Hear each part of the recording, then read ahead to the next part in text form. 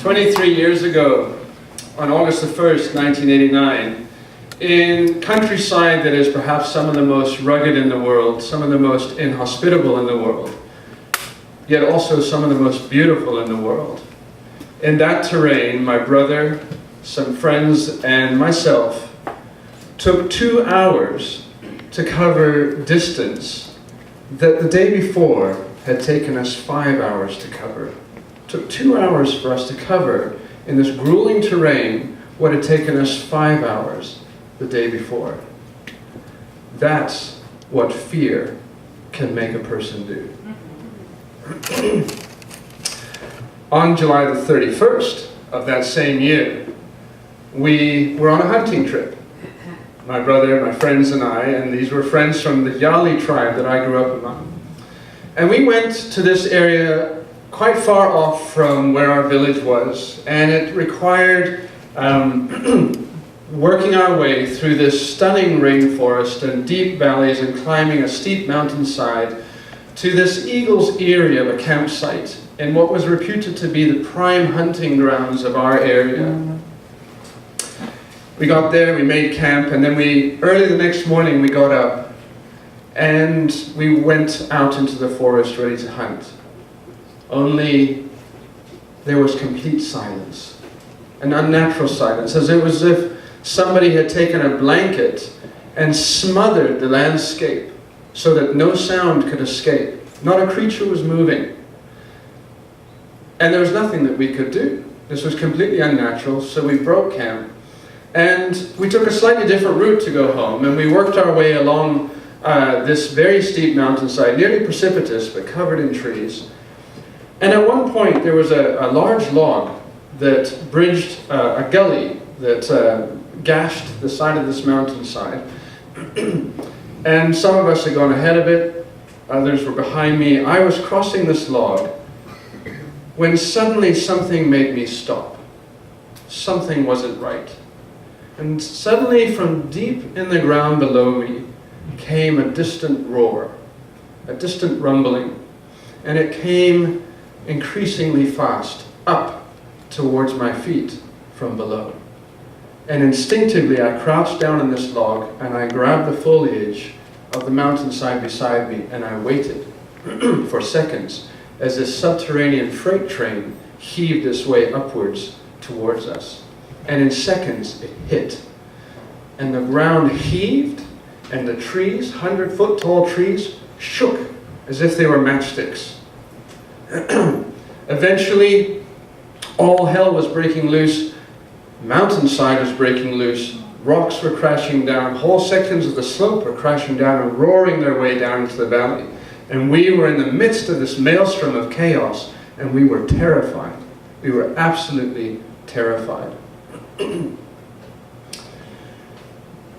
Some of us don't think of ourselves as leaders, but we're all leaders in one way or another. I define a leader as somebody who looks at their environment, looks at the condition of things around them, and says, it shouldn't be that way, and then does something about it. That's the beginning of leadership. One of the myths in the world that I move in, which is the world of management consulting and working with business executives, is that the accomplished leader, the successful leader, is somebody with tremendous aplomb who's impervious to just about anything that could be thrown at them. Well, you're leaders in your own right and in your own way, and you'll know that that's a lie. That's not true.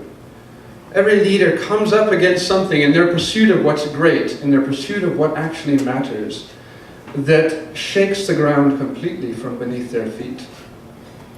It might be the opposition that comes against us. It might be that powerful stakeholder in our community, in our business, in our world that we're moving in.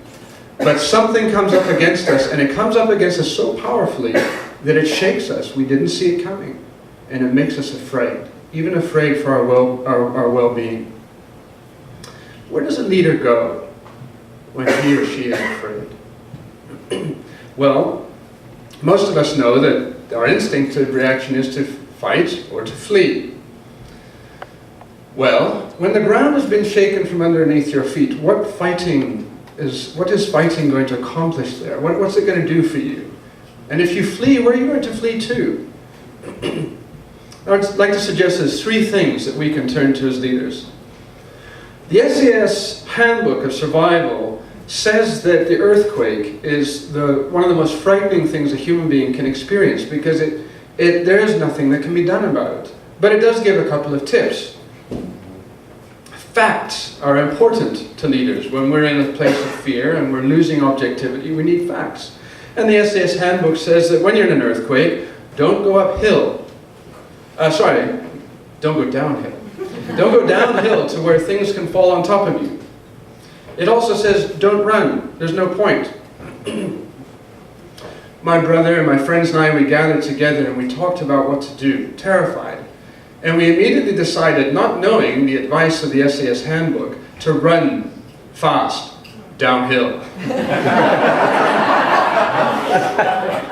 It was the way home, I have to say. And we were afraid of putting ourselves further out of help's reach and further into the wilderness. So we ran down and we ran for our lives. And we crossed fissures and we waded through mud and we crossed over fallen rocks and trees. And eventually we found ourselves on safe ground, and at that point we collapsed in exhaustion. And we covered in 2 hours what had taken us 5 the day before. Facts can only get you so far. As Helen told us earlier, ultimately it's just information. You have to do something with it. And the second thing that I think is much more fundamental in our response to fear is foundations. When I went to bed that night in a shaking house that was still shaking in aftershocks, I was 19, and the question I asked myself was, if I died today, what did I leave? What had I actually done in my short years that actually mattered? And if a leader hasn't worked out for him or herself what actually matters and why, they cannot last in the game. They have nothing to sustain them when the ground is shaken from beneath their feet if they do not know what matters and why, far beyond the facts. It is also not just the fuel for sustainability, it is the bedrock of stability for the leader. That's foundations. But there's a third thing, a very precious thing. 8 years later, I was back in New Guinea, and some friends and I, Yali friends, we decided that we were going to go on a mission. We were going to do motivational speaking. Bob, talking about how bad that is. Well, we were going to do a good job of motivational speaking, not quite the style that we do it here, but village to village. And we were on this mission, and I developed a terrible knee as we were hiking along in this in this torturous terrain. And at one point, on the second day, when my thoughts were preoccupied primarily with poor me, and not with the mission, we came to a place in this deep, deep ravine, literally about 2,000 foot deep ravine, and there's a cliff in front of me that I had to cross. And I don't like heights, but I learned to deal with them in that country. And there are these toe holds to get me across. And I'm looking at this, and I start to work my way out with my game knee, and I'm about halfway across, and I don't know how to move forward. I have no idea what to do to get myself to where the trail starts to widen out, just 5 feet away. And I was frightened. I looked down, and literally 1,000 feet below me is a roaring river. A friend of mine, his name is Hohobo, and I don't invite you to learn that. He says, Jonathan, just wait. These folk are like mountain goats, and he swiftly makes his way across, and he gets onto that flatter area, and he says, reach out your arm. And I reached it out, and he gripped it, and he hauled me across onto that wider spot. And as I'm tottering into balance in front of him, he looked at me with this very casual and easy smile, and he said, don't worry, Jonathan. If you had fallen, I'd have made sure I'd have gone with you. Facts are very important. They strip away the subjectivity that so often captures us when we're afraid. Foundations keep us stable. But there's nothing as precious, is there, when you're afraid in the moment. You haven't even recovered what foundations it is that you believe in, and there's a friend there to reach their hand out. Thank you.